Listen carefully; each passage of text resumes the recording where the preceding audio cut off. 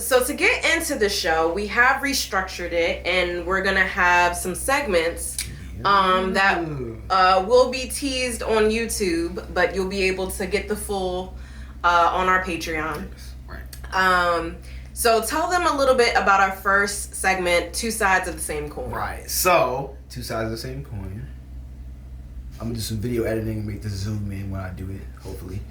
If not, it's just gonna be me doing it from afar and y'all gonna be able to laugh at my laziness. But anyways, for those listening on the audio, I am holding a quarter right now and I'm flipping it back and forth, as in two sides, same coin, the segment. So basically in this segment of the conversation, you know what I'm saying? I'm just breaking down for the people. Yes, thank you. Thank you also. Gotta make it fun. But yeah, so basically in this segment, what we're doing is we are presenting a question, and we want to see who goes first on our response, our reaction, and our answers to that question. So whatever it might be, heads or tails, whoever picks whichever one, whoever wins goes first, and then they give their POV about what the topic or the question was, and then the next person goes and gives their opinion, and then we do that again for all the questions that we have in the segments. So that is two sides of the same coin. We'll talk about the other one later. Yeah, we'll talk about other ones later. Yeah, but we have other segments as well.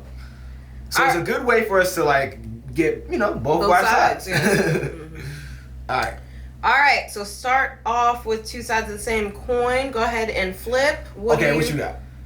Ladies first. I'm going to take heads. Ooh, heads. Appropriate for WAP.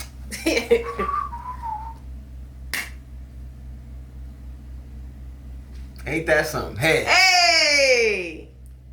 Alright, ladies first. So the question is,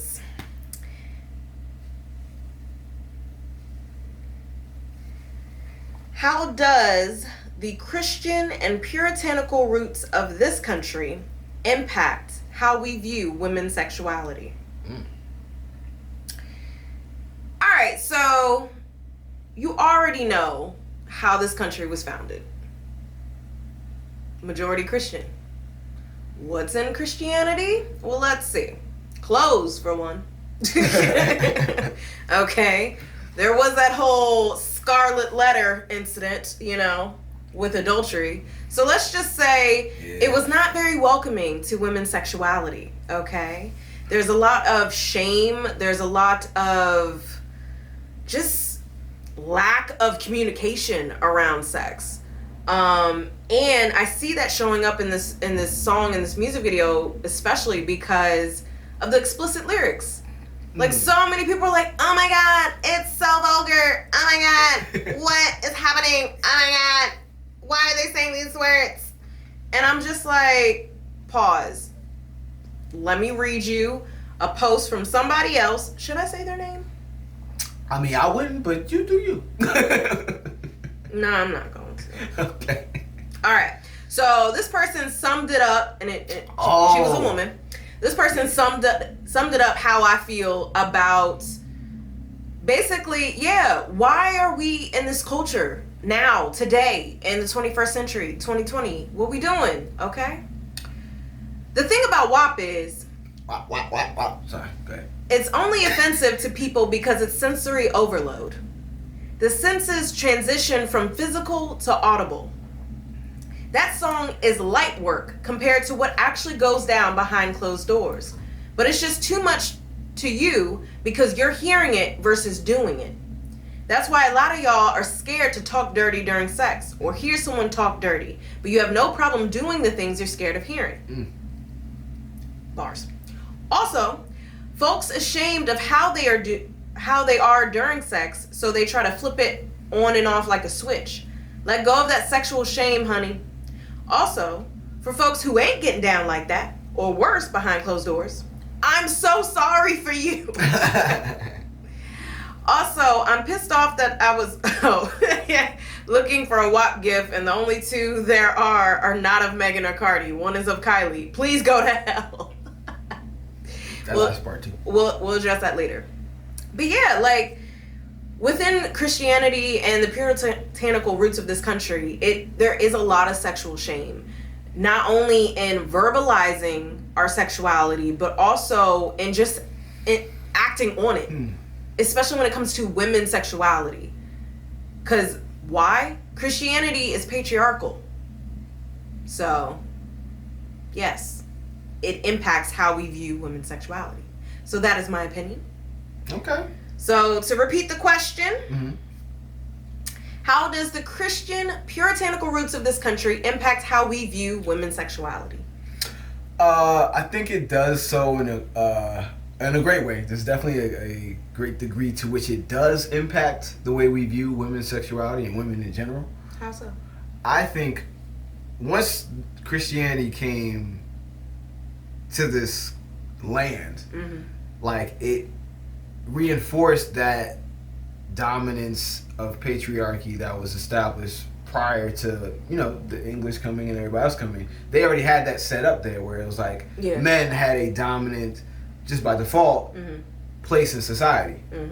So once you take over that, along with white supremacy and a whole bunch of other things, like you automatically implement that. So when you see women who are free, like either the natives of this land the or the indigenous natives, were not all this shaming culture. No, exactly. So when you see all that, I think it's kind of like what I almost said her name said. It's like a projection. It's like you wish you could be free enough to do these things, but you can't under the lens of your religion and under the lens of your social hierarchy in your society. So then you, instead of saying questioning your own society, want to be like, well, no, y'all gotta be like this because what you're doing is making me uncomfortable because I don't want to do it. And you're saying it's a great thing because even though they don't want to face that reality, that's what's coming up. Right. It's the same thing, like she was saying, with the WAP. It's like, y'all want to do hella free shit. Like, y'all want to do sexual things. Y'all want to be sexually liberated. But because you're not, because of the societal, bubble that we live under, you shame others who do because then it's a way out of actually questioning your shit. Because it's easy to ridicule one person than it is to question the whole society. Think about that. I mean, that's true. Like, your whole way of thinking, you might be questioning it but never say anything because it's like, it's the same thing with sex work. When sex work really got broken down to me, I wasn't really shaming of sex workers, prostitutes, whatever you want to call them. That's what I referred to them at the time. Sex workers. Yeah, I'm now, saying, but at the time, that's what I referred to them as. It's like, oh yeah, prostitutes, hoes, whatever you want to say at the time. And then I'm like, well, why is that the meaning? First of all, somebody's got to be paying them. So do we shame the dudes who are doing it? Not really. Actually, not really. We don't really say anything to them. No. I'm just saying, like, legally, I don't know what the laws are. But my point is, like, we don't necessarily put the burden on the guy. Oh yeah, no.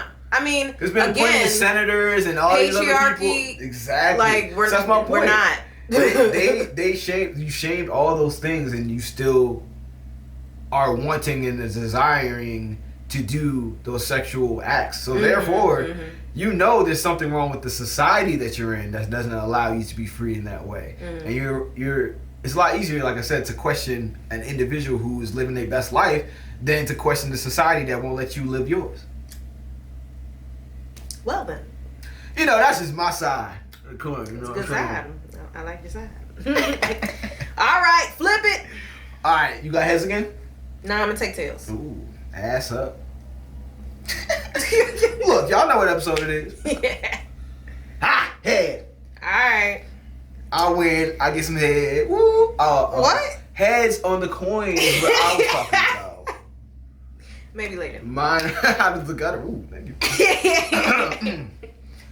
Alright, so the next question. We don't have OnlyFans, people. This is a clean show.